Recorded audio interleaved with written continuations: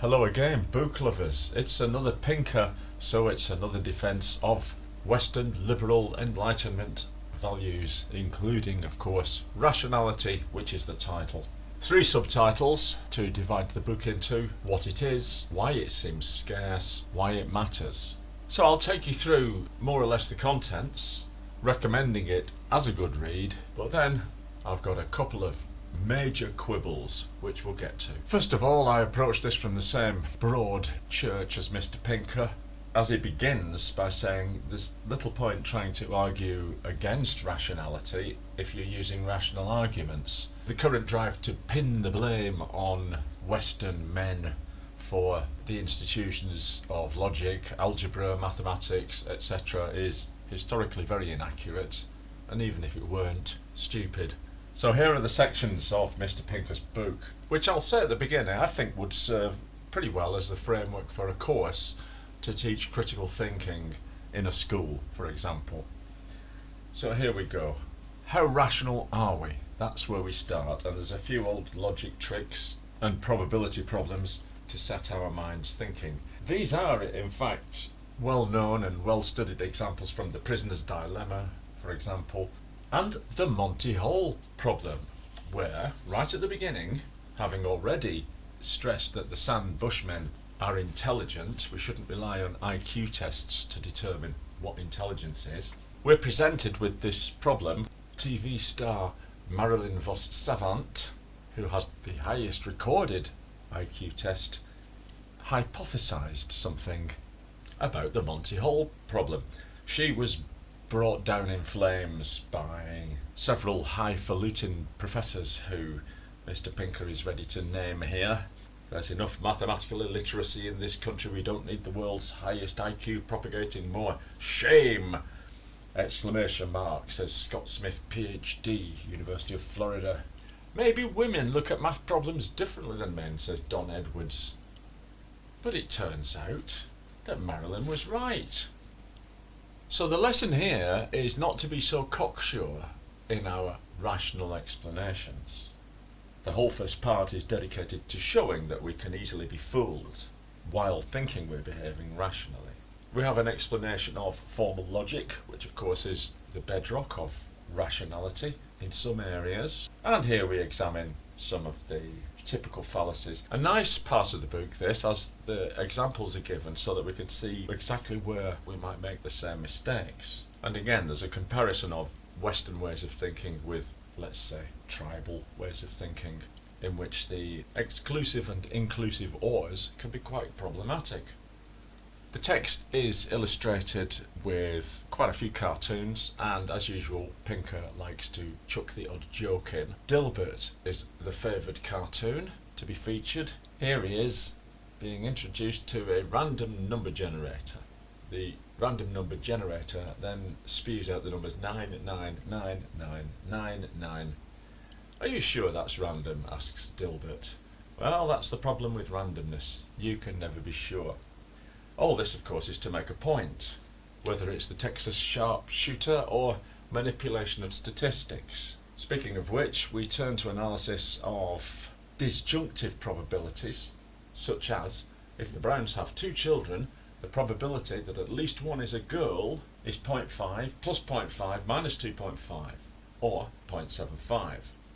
This is the part of the book where we get into a little bit of statistics that goes over my head. Doesn't matter how many times I've read it, but I take people's words for it.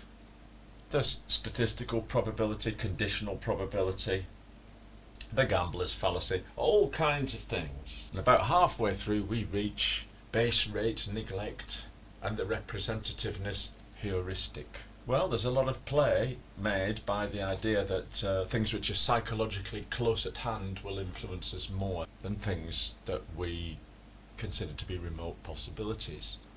And here, underlining base rate neglect, can I have my first quibble? Because there's a lot of examples that Pinker uses are taken from the recent COVID pandemic and the approach to vaccines. Apparently, there's a special place in hell reserved for anybody that questioned the vaccine. But here's what I don't like about that. I didn't take the vaccine, and I think I made a rational decision. I don't think I could have been more rational about it. I looked at my own health, my own family history, my own medical history. I looked at the average age of the people who were getting COVID to a serious degree. I consulted web pages on health from Oxford, Yale, Harvard, as is my wont, and ticked off 9 out of the 10 on their checklists of how to protect your immune system. And base rate neglect, well, I don't remember anybody ever, when they threw these stats at us, of how many people died of COVID that day. How many people normally died that day? Just of normal things, of old age, of traffic accidents, of an illness. And what ages were they? We didn't get any of those. Later on in his defence of the vaccine programme, and once again confusing people who had a hesitancy about this particular vaccine with what are known as anti-vaxxers, he then happily admits that every vaccine will produce fatalities and bad outcomes. So, silly old me should have taken that on board. But again, I don't remember Whitty and Valence, the two British muppets wheeled out to explain this to the general public. I don't remember any of them saying at any time, of course some of you are going to die, but it'll only be a small percentage, so take your vaccine. And Quibble continues.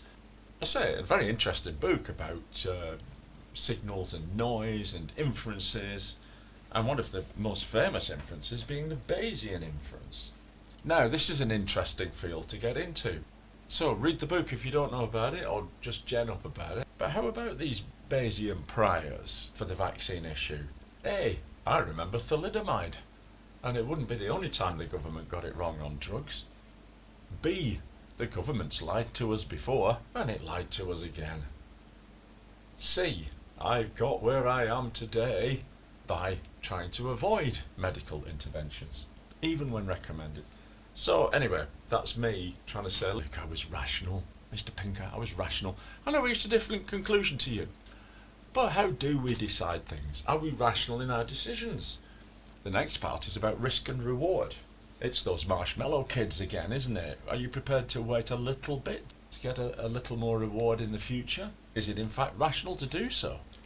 That would depend on the payoffs, that would depend on the length of time. And we reach the final stages of the book where there is an examination of the relation between correlation and causation. Penultimate chapter is called What's Wrong with People? Why don't people make rational decisions? And we all fall into this as well. A little substratum of criticism here is that there's no mention of the Jungian shadow. There's no consideration of the idea that we do kind of hold contradictory beliefs. And the last chapter, Why Rationality Matters, is a paean to rationality. Just taking in everything that's been argued about. What's quibble number 2? Oh, you hadn't forgotten.